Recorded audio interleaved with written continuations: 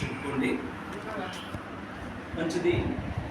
మహాగణుడు మహోన్నతుడు నిత్య నివాసియకు తండ్రి అయినటువంటి దేవుడు ఈ సమయంలో మనందరితో కూడా మాట్లాడటానికి సిద్ధపడుచు ఉన్నాడు.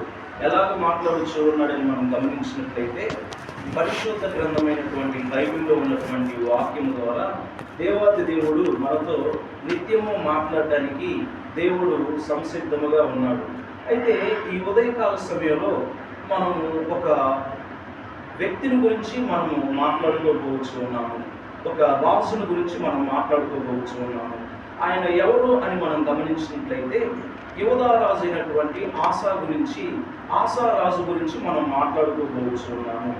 అతని గురించి ఇప్పుడు మానవ రీత్యా మనం గమనిస్తూ ఉన్నప్పుడు మనుషులలో కొన్ని లోపాలు ఉండి ఉండవచ్చు, కొన్ని మరి అపజయాలు